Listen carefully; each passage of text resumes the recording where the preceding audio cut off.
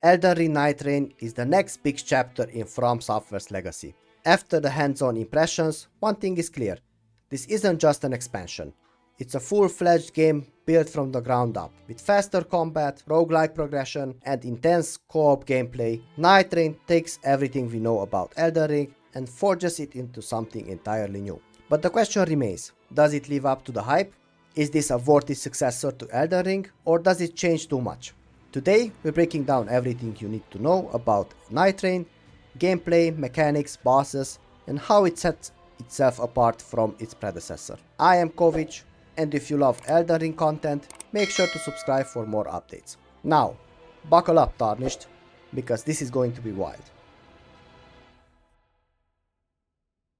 One of the first things you'll notice in Nightreign is just how much faster, more fluid, and more dynamic movement feels. From Software has redefined traversal in this new standalone experience, giving players unprecedented control over how they navigate the world and engage in combat. This isn't just an upgraded Elden Ring, it's a full evolution of the Souls-like formula, where movement is just as important as your weapon choices. If you're used to the methodical, weighty movement in Elden Ring, prepare for a massive shift. While the original game focused on deliberate action and careful positioning, Nightreign embraces momentum, speed, and verticality. You're no longer just running from place to place or cautiously stepping into battles, you're dashing, wall running, gliding, and seamlessly transitioning between attacks with near instant responsiveness. It's a complete rework that makes combat feel more aggressive, exploration feel more seamless, and every encounter feel more intense. Let's break down exactly what's changed and why it makes such a huge difference.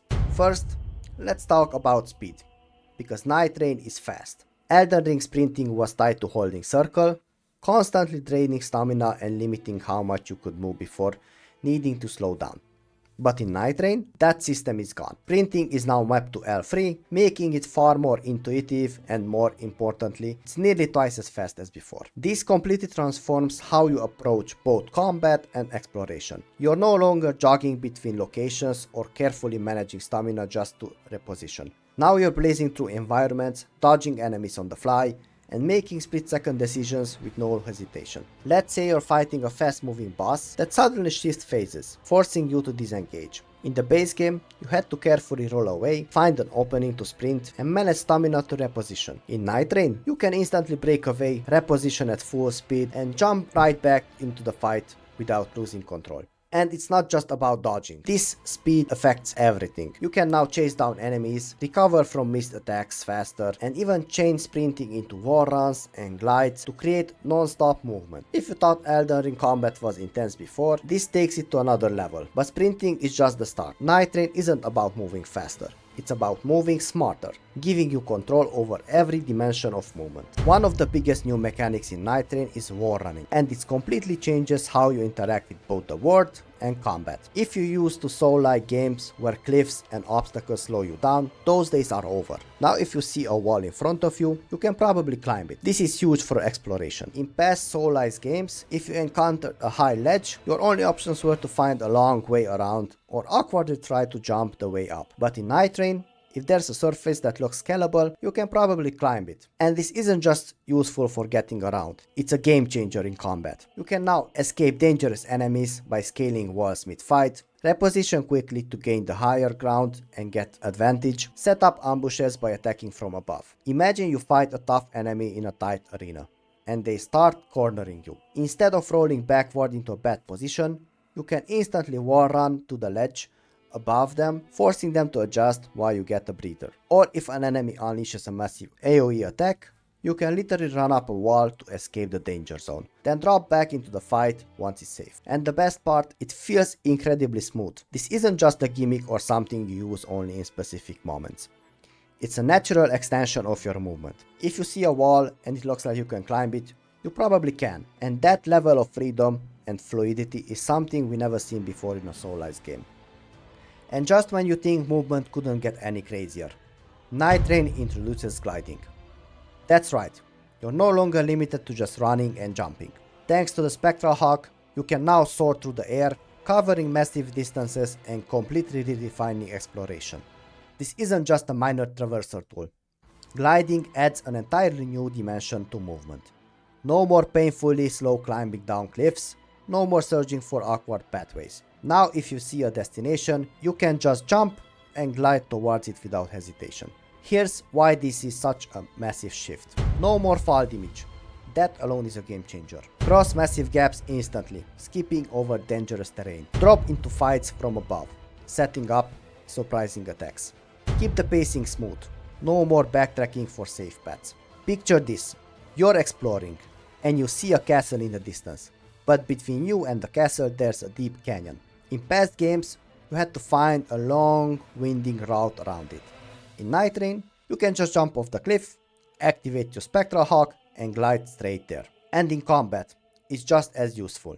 Let's say you're in a tough fight and things aren't going your way. Instead of trying to escape on foot, you can just simply jump off a ledge and glide away, forcing the enemies to chase you. Or you can use it offensively, soaring about the battlefield and dropping in for a devastating attack. This changes the entire feel of the game. You're no longer walking through the world, you're flying over it, scaling walls, sprinting at high speed, and seamlessly flowing from one movement to the next. And once you experience this level of traversal, you'll never want to go back. Whether you're exploring, fighting, or escaping, Nightreign gives you more control, more mobility, and more freedom than any Souls-like game before.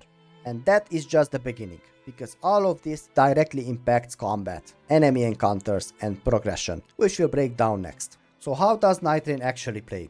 Because this isn't just a faster Elden Ring, it's an entirely different experience that flips the traditional Souls-like formula on its head. Unlike the open world RPG structure of Elden Ring, Nightreign is built as a roguelike survival experience. Every time you drop into the world, you start fresh. No carryover gear, no levels, no safety net. It's all about what you can find, how well you adapt, and whether you can survive long enough to face the final boss. If you played games like Hades, Returnal, or Risk of Rain 2, this structure might sound familiar. Every run is a test, forcing you to make the most of your environment, loot, and team synergy. But unlike those games, this isn't a single-player power fantasy. You're not alone. Nightreign is designed from the ground up for co-op play, meaning you and your squad need to work together to stand a chance. You're not just fighting enemies, you're fighting time, resource scarcity, and the ever-closing night tide, which we talk about later. Communication, decision-making, and teamwork are the real keys to survival. One of the most unique mechanics in Nightreign is how reviving works. Normally in co-op games, if a teammate goes down, you just hold a button and pick them back up. Simple, right? Well, Nightreign does things differently. Here you have to attack your downed ally to bring them back. Sounds weird at first, but it makes total sense. In a high-speed aggressive combat system like this, stopping to revive someone would completely break the flow of battle. Instead, the game keeps you in the action.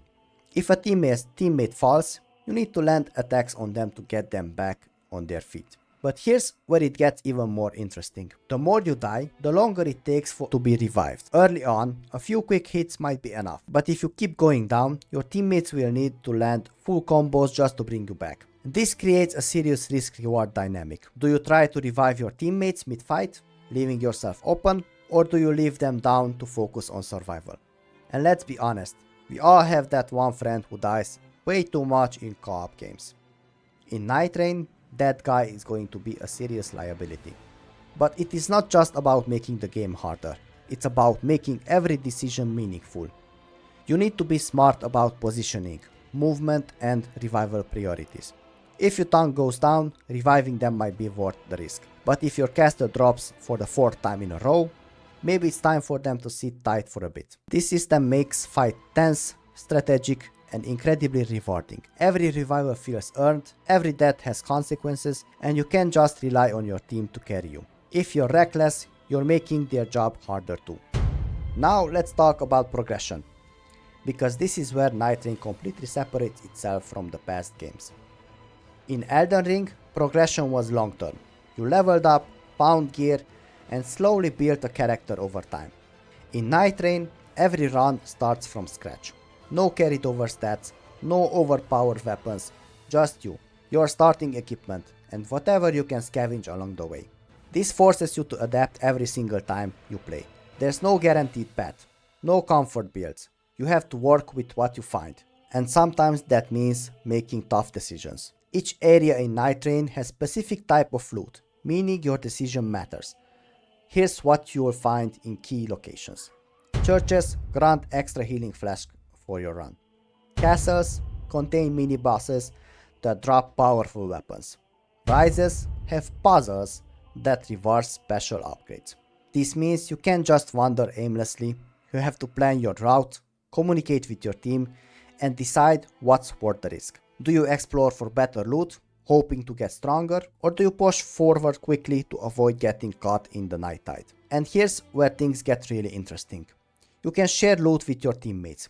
If you find a weapon or item that doesn't fit your build, you can drop it for someone else. This makes every round feel like a true team-based strategy game, where resource management and synergy can mean the difference between survival and death. The result? No two runs ever feel the same, and never guaranteed an easy win. Every fight, every decision, every build is test of your skill, your adaptability, and your teamwork. Of course, survival isn't just about looting, it's about fighting, and Nightreign's combat is as brutal as ever. Unlike Elden Ring's carefully placed enemies and boss arenas, Nightreign's encounters are far more dynamic and unpredictable. You never know exactly what's waiting you in each run, and sometimes the game throws chaotic, high-stakes scenarios at you that forces you to adapt on the fly. You might be looting a church for extra healing flask, when suddenly a mini-boss invades the area, forcing you into a fight you weren't prepared for. Or maybe you're clearing a castle, and halfway through, the game throws a surprise ambush event, locking you in with waves of enemies. Nightreign doesn't just test your build, it tests how well you can handle the unexpected. And the boss fights, they are some of the most relentless and creative encounters From Software has ever designed. Each run culminates in a randomized final boss, meaning you never find the same enemy twice in a row. Some bosses are brutal duels, others completely shake up how you play, forcing you to use your environment, movement abilities, and team synergy to survive. So whether you're fighting mini-bosses, getting ambushed by elites, or facing the ultimate test at the end of your run, Nightreign keeps you on the edge the entire time. You're always adapting, always struggling to survive, and always wondering, what's waiting for me next? Now, we need to talk about one of the most intense mechanics in Nightreign, the Night Tide. If you played Battle Royales like Fortnite or Warzone before, you might be familiar with the idea of shrinking maps, forcing players closer together. But in Nightreign, this is a Soulsborne twist on the concept, and it's more brutal than ever. Unlike a traditional Battle Royale, where players are just moving towards the center, the Night Tide isn't just a shrinking ring. It's a force of nature, a relentless pressure that changes the way you explore and fight. You're not just battling enemies, you're battling time itself. Here's how it works. During the day, you have relative freedom to explore. You can search for loot, level up, and prepare for what's ahead. But as the sun sets, the night tide begins to close in, reducing the playable area and forcing you to move towards key locations. And this isn't just a slow-moving storm, you can just casually walk out of it. If you get caught outside the safe zone, your health drains fast. There's no waiting around, no second chances, you either move or die. The night tide isn't just there to add tension, it actively changes how you approach every decision. You might see a powerful weapon in the distance, but if the night tide is closing in, you only have seconds to decide if it's worth the risk. Do you go for it and potentially get caught in the deadly wave, or do you leave it behind and keep moving forward? And just when you think you're safe, you're not, because enemies aren't affected by the night tide the same way you are. While you are racing to escape, mobs, mini-bosses, and even powerful roaming night lords will still be hunting you down. You're forced to fight under pressure, make split-second decisions, and adapt on the fly. This mechanic forces you to constantly weigh risk versus reward. Do you spend extra time clearing an enemy camp for potential upgrades, or do you keep running knowing that the longer you wait, the deadlier the night tide becomes? And here's the real kicker. Once the night tide reaches its peak, there's no more running. At this point, you're forced into a final showdown, ready or not. There's no turning back, no farming for extra gear. Whatever you're having at this point, it's all you're taking into the final battle. Every run in Nightreign builds towards one ultimate moment, the final boss battle. Once the night tide has closed in completely, you and your team will be locked into an arena with a night tide lord, one of the game's terrifying high-level bosses. And here's the catch. You don't get to choose which Night Lord you'll face. Each round will throw a random final boss at you, forcing you to adapt to different combat styles and mechanics every single time. You might be facing an enormous heavily armored knight one run, only to get ambushed by a multi-phased demonic abomination the next. This is what makes every run feel unique and unpredictable. No matter how much you prepare, you're never truly ready. The game constantly pushes you out of your comfort zone, testing everything you learned up to this point. Have you built a good synergy with your team? Have you mastered the new movement mechanics? Have you made the right decisions along the way? Now is the time to find out. And if you fail, that's it. Run over. You start back at the beginning, armed only with the knowledge you gained from the previous attempts. But if you win, if you manage to survive the Night Tide and defeat the Night Lord, you'll be rewarded with powerful relics that permanently enhance your future runs. These relics allow you to fine-tune your approach, giving you the tools to push further and take even greater challenges. It's brutal, exhilarating and deeply rewarding experience, one that captures the best elements of Soulsborne combat while layering in a roguelike loop that makes every single run feel fresh. Nightreign isn't just an evolution of Elden Ring, it's something entirely new. It's fast, it's punishing, it's unpredictable, and it's one of the boldest experiments From Software has ever attempted. With its roguelike progression, co-op survival mechanic, and the relentless pressure of the Night Tide, every run is a story waiting to unfold. But now I want to hear from you. What do you think about Nightreign? Do you love the idea of a high-speed, high-stakes Soulsborne roguelike, or do you prefer the classic Elden Ring experience? Let me know in the comments below. And if you enjoyed this breakdown, make sure to like the video, subscribe to the channel, and hit that notification bell so you don't miss any upcoming content. I'll be covering everything about Nightreign leading up to launch, so stay tuned. Thanks for watching, and I'll see you in the lands between, if you can survive the Night Tide.